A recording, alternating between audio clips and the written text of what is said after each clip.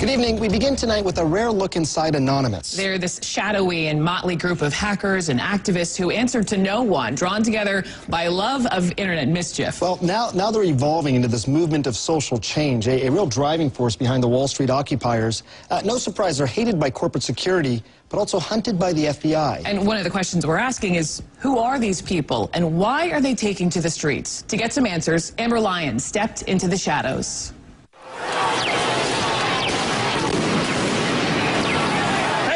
Back up. It's a dark and disturbing vision. A world where riot police attack with impunity. What happened? He got shot. Get back. Where democracy is corrupted by greed and dissent is crushed. That's how Anonymous sees America. And they say that's why they're fighting back. We are Legion. We do not forgive. We do not forget.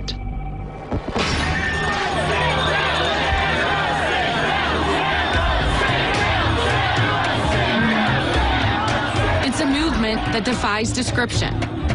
Leaderless. Tell me what democracy looks like. Faceless. Anarchic.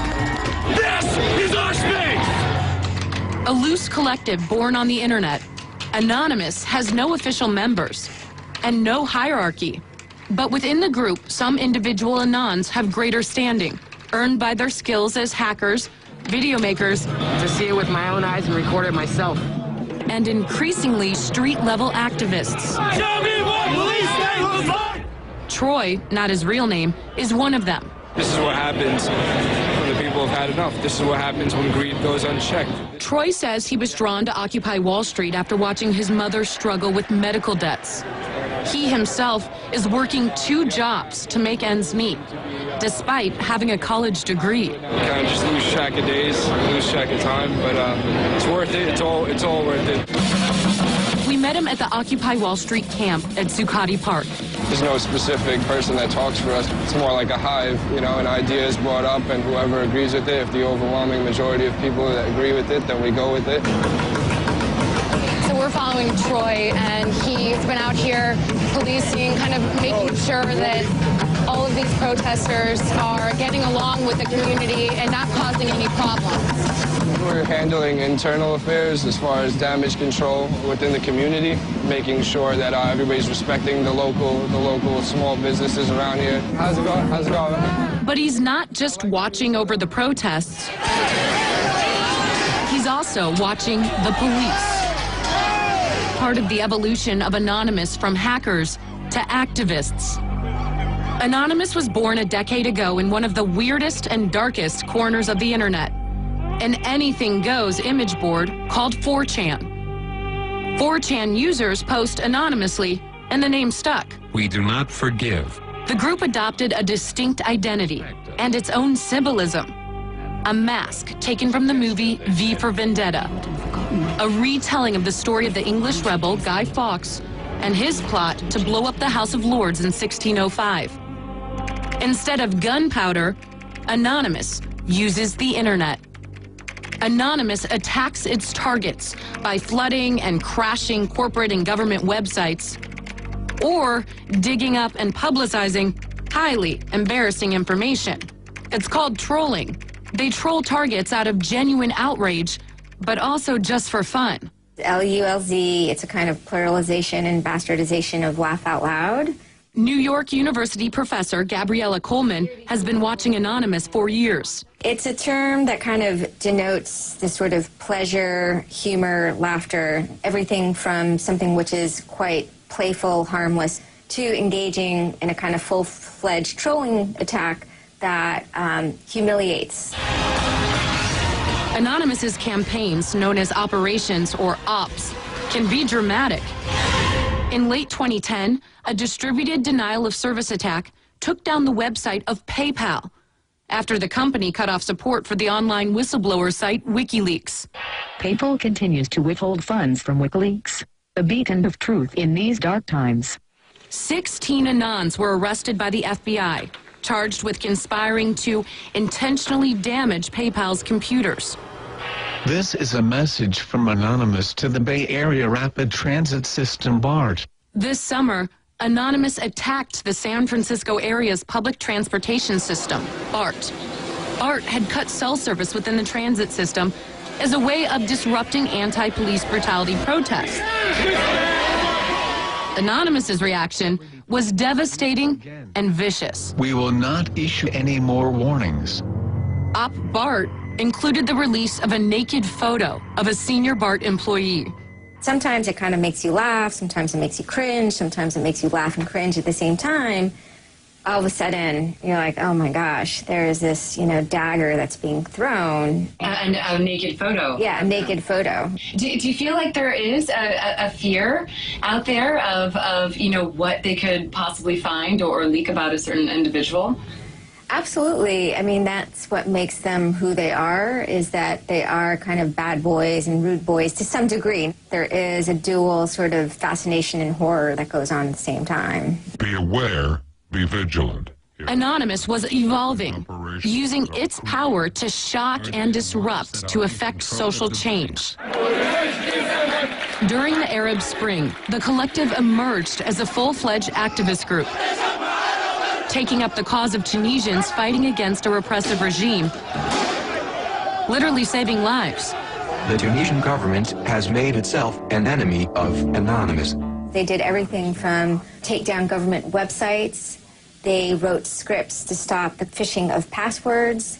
They brought massive media attention to Tunisia. And last fall, Anonymous broke cover here at home, stepping out from behind their secure computer screens for a new cause, Occupy Wall Street.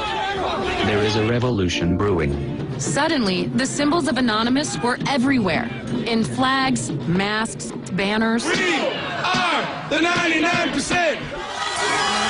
When we return, pepper spray and Anonymous strikes back. How are they getting personal information of these officers? I'd rather not say. The shadowy internet group known as Anonymous has grown now far beyond its hacker roots. It's now emerging as a forceful public relations weapon for the Occupy protest movement. Amber Lyon takes you inside Anonymous. We are Anonymous. Anonymous likens itself to the Air Force of the Occupy movement. Everyone, everywhere will be occupying their towns, their capitals, and other public spaces. Anonymous has an array of people on the streets. We're talking medics in San Francisco, tech support in Washington, D.C. And here in New York, guys like Troy. Troy, not his real name, is part of an army of citizen journalists documenting the movement and the police by broadcasting live video over streaming sites. When they see evidence of what they believe is police misbehavior, Anonymous strikes back, releasing personal information about specific officers. And hopefully he'll think twice before he pulls out his baton against somebody who's holding a sign saying we just want peace. And how are they getting cell phone numbers and personal information of these officers or bankers? I'd rather not say.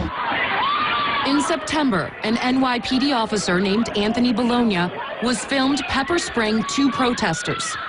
Anonymous took direct action. We will unleash hell on your phones, your servers, and anything else we can find.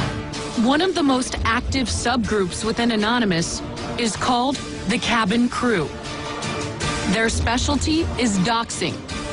It's shorthand for combing the internet for all the information you can find about a target and then releasing it publicly. Cabin crew have noticed the injustices being committed by the New York police. Cabin Crew compiled Bologna's name, his home address, past legal actions, even the names of his family members, and put it all online. After a police investigation and public pressure, Bologna was placed on leave and reassigned to Staten Island. What do you think that did to the NYPD when they saw this officer's information get posted online? I think that they would see it as a form of vigilantism. They're pushing the boundaries of the law But I think some of their actions also reveal the ways in which either private security companies or police are also acting outside of the boundaries of the law. Anonymous's biggest coup in the propaganda wars was this. An Anon group by the name Operation Leaks posts the clip on YouTube. The next day, the clip tops 100,000 views. 3 days later, 1.5 million. The casually spraying cop had it all. It was outrageous, ridiculous, lulzy, and effective. Police in riot gear sprayed students, pepper spraying student protesters. The incident was picked up by the mainstream media and replayed over and over again. Nice shopping. Anonymous wants to frame the narrative of the Occupy movement as a contest between peaceful protesters and a militarized police state. Oh my gosh. Reality, though, isn't quite so clear-cut. At Occupy Oakland, some protesters attacked the police with rocks and bottles.